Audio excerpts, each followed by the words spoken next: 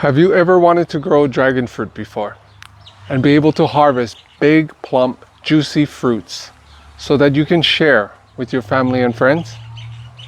Well, in this video, I'm going to share with you the 5 tips that you must do in order to grow healthy, big, plump dragon fruit. And stick around until later because I'll share with you my biggest mistake when first starting off in growing dragon fruit. Something that I did that ended up costing me a lot of precious time and energy. When first getting started in planting dragon fruit, you have to know if you want to plant them by seed or by cuttings. I prefer cuttings. If you plant them by seed, it'll take quite a few years before you get fruit. But if you plant them from cuttings, from a mother plant that is already fruiting, then you'll have a much faster time frame in producing fruits. When planting dragon fruits by cuttings, you can either place them right in the soil or in a pot, and all you have to do is keep this part of the stem damp in the soil, right? You just have to keep the soil damp and keep that piece right there, the stem. And you can see this cutting already is producing roots that I just basically stood up on the soil and left it there for probably like a month or so, and it's already starting to produce roots. The second method is by placing cuttings into a vase or something with some water. And what you want to do is fill up the water to around the stem line, right where the stems are. I wouldn't make it too high. Don't fill up the water too high because it could rot all the flesh. But if you just put it right around the stem line, within a few weeks it'll start rooting. This one's about a month old, so it has pretty nice roots. And in the beginning, you have to change the water, I would say about twice a week, when you first place a fresh cutting in water. And then after a few weeks, you can go down to once a week. Once we have our dragon fruits rooted, the next thing we do is just simply plant them in a pot. Number 2 is pot size. What type of pot are you planning to plant your dragon fruit in? I would avoid going with anything that is of a smaller size, 5 gallon, 10 gallon, 15 gallon even. I would go straight for the 25 gallon pot for efficiency, because with a 25 gallon pot, you can plant about 4 dragon fruit cuttings in there with a trellis coming out of it. And it'll be pretty efficient if you do it that way.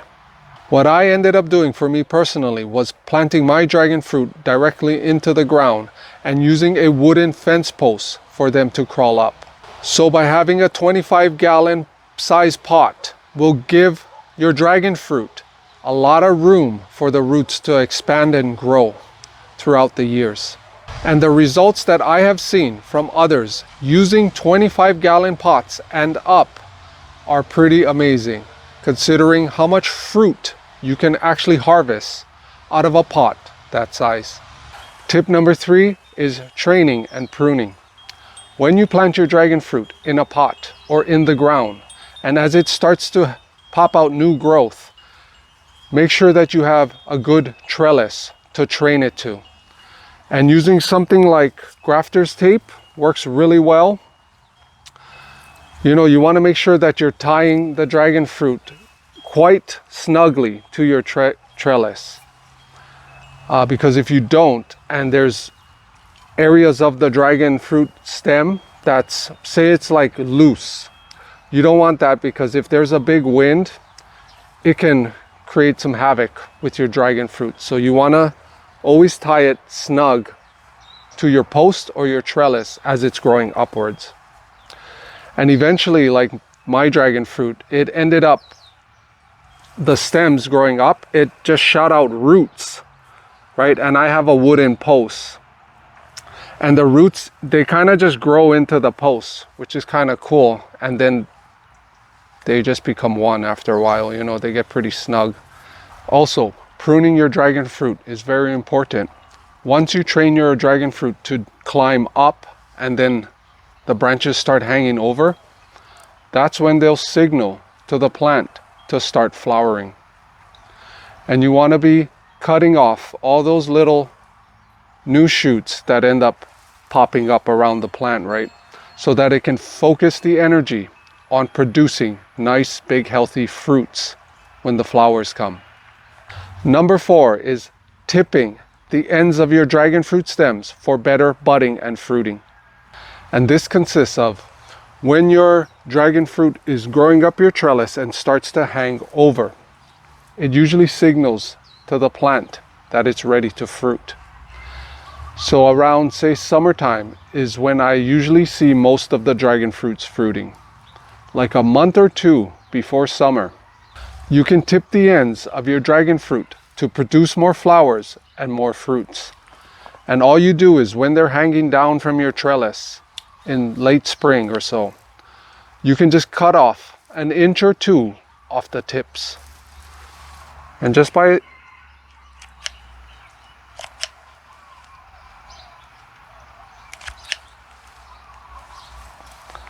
just like that.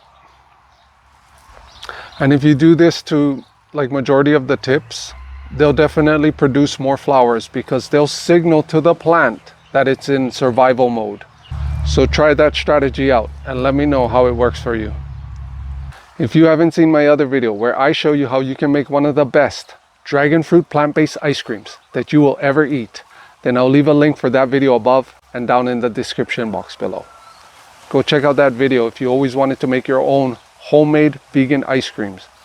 With only a few simple ingredients, whoever thought that ice cream could be so healthy?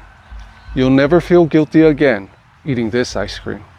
If you would like my free Eat the Rainbow shopping grocery list to help you to stay organized and save you time when you go grocery shopping, then comment the word rainbow down below and I'll be sure to get that out to you. What I do with my dragon fruits is I have one main stem for each plant going to the top of my trellis. So each of them have one stem, and when they reach the top, I'll let them produce 2 stems. So it goes from 1 to 2, and then I'll let those 2 stems produce 2 more stems. This way they can focus on producing bigger fruits when it comes to summer. Tip number 5 is cactus rust prevention. We want to be keeping our dragon fruits as healthy as possible throughout the year. But when it comes to the rainy season, especially during fall and winter, along with the winter rains, they can bring bacteria with more moisture being in the air. When we see any type of disease or bacteria starting to grow on our dragon fruit stems, we want to be taking action quite quickly to prevent any type of outbreak. And we can do this by mixing a simple solution of just 50% hydrogen peroxide and 50% water. If you use this solution and you catch it quite early, then you can prevent a lot of the outbreaks that can eventually happen to your precious dragon fruit.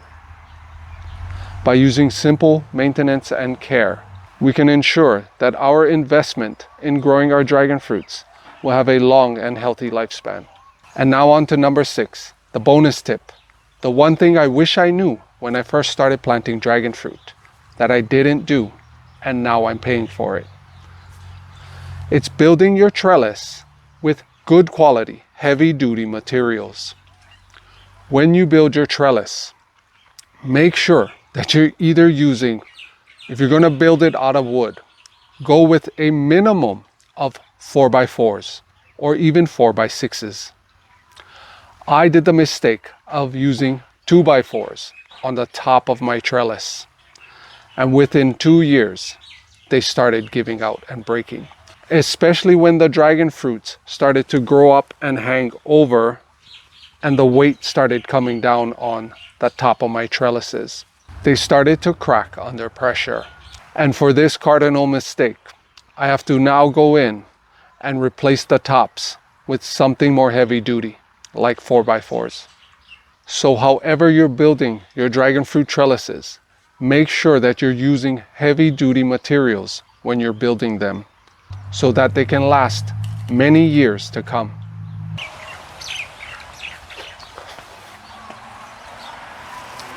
And finally, my favorite part to the dragon fruit growing journey is the actual harvesting of our precious goods. All that time and sweat is starting to pay off and will continue to do so for many more years to come.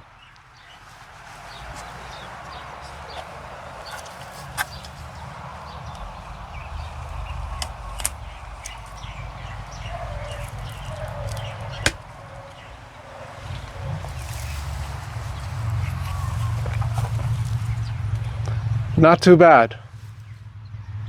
Pretty awesome. What do you think? Is growing dragon fruit worth your time? I know it is for me, and I will continue growing dragon fruit for many decades to come. If you enjoyed this video and would like to learn more on how you can start planting and growing your own delicious foods just like this right in your backyard, then check out my other video right here where I share with you how I was growing tiny pathetic ginger until I added this into my soil. Watch this video right here and I will see you there.